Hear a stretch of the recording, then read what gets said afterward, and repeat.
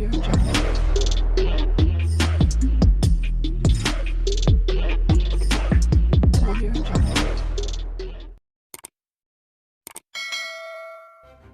kasih kerana memilih channel ini. Sebelum kita mulakan video ini, sila pertimbangkan untuk menekan butang like, share dan subscribe dan aktifkan butang lonceng anda agar anda sentiasa mendapat info-info percuma pada setiap hari dari channel kami. Dan tinggalkan komen anda kerana komen anda amatlah dihargai.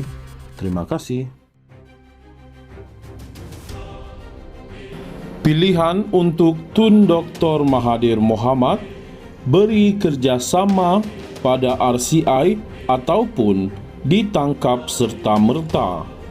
Menteri Undang-Undang memberitahu RCI yang ditubuhkan mempunyai beberapa kuasa. Antara kuasa ini ialah memanggil orang untuk memberi keterangan, mengeluarkan waran tangkap terhadap mereka yang ingkar dan mengeluarkan denda. Kuasa tersebut diberikan kepada setiap RCI yang ditubuhkan demi untuk mendaulatkan kebenaran dan keadilan. Antara tanggungjawab utama RCI Pulau Batu Putih ditubuhkan adalah untuk menyemak keputusan Kerajaan Pakatan Harapan PH pimpinan Tun Dr. Mahathir Mohamad yang menggugurkan semakan keputusan ICJ. Mahkamah Keadilan Antarabangsa ICJ telah menganugerahkan Pulau Batu Putih kepada Singapura.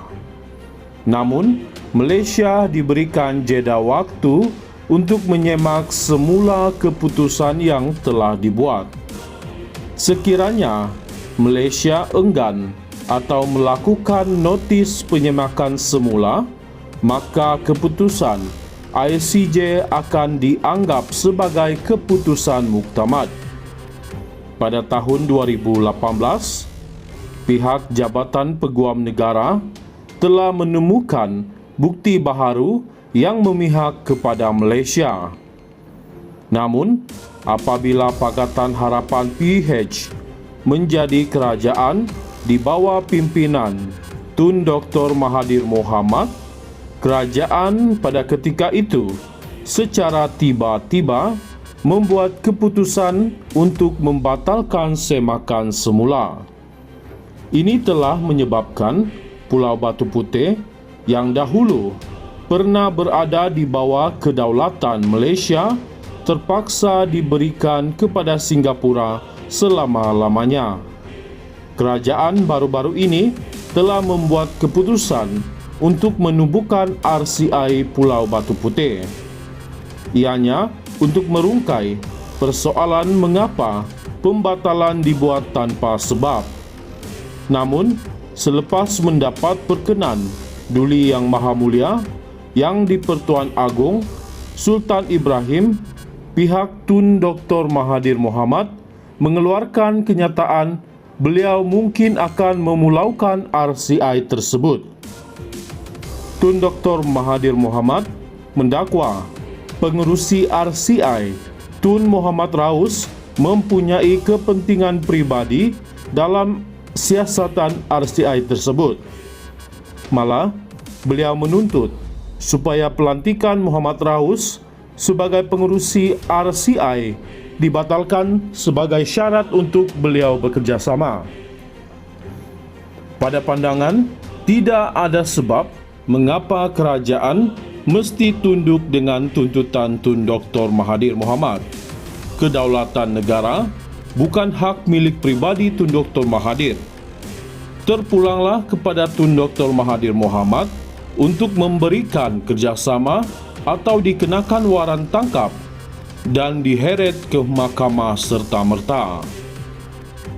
Pilihan untuk Tun Dr. Mahathir Mohamad beri kerjasama pada RCI ataupun ditangkap serta-merta.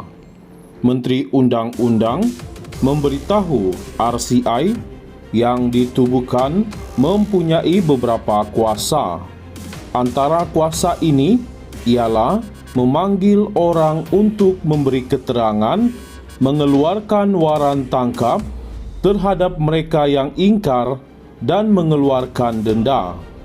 Kuasa tersebut diberikan kepada setiap RCI yang ditubuhkan demi untuk mendaulatkan kebenaran dan keadilan.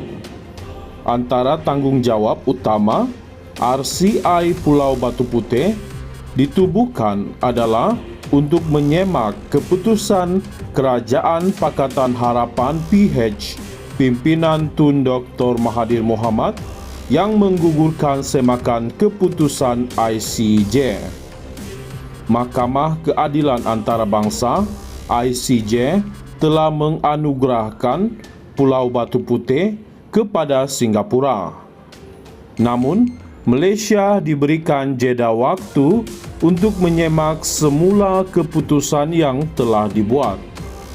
Sekiranya Malaysia enggan atau melakukan notis penyemakan semula, maka keputusan ICJ akan dianggap sebagai keputusan muktamad. Pada tahun 2018, pihak Jabatan Peguam Negara telah menemukan bukti baharu yang memihak kepada Malaysia. Namun, apabila Pakatan Harapan PH menjadi kerajaan di bawah pimpinan Tun Dr. Mahathir Mohamad, kerajaan pada ketika itu secara tiba-tiba membuat keputusan untuk membatalkan semakan semula.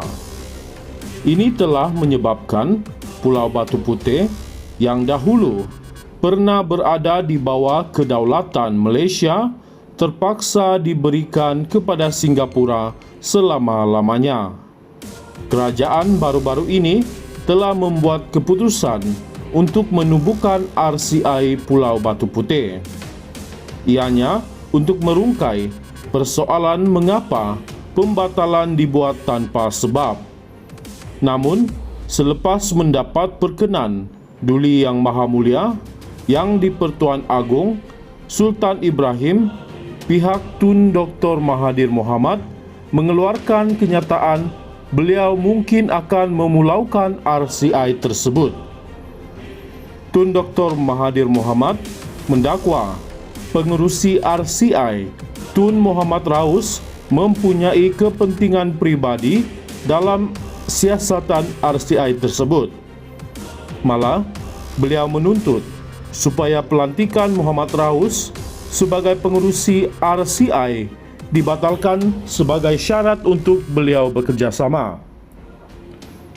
Pada pandangan, tidak ada sebab mengapa kerajaan mesti tunduk dengan tuntutan Tun Dr. Mahathir Mohamad.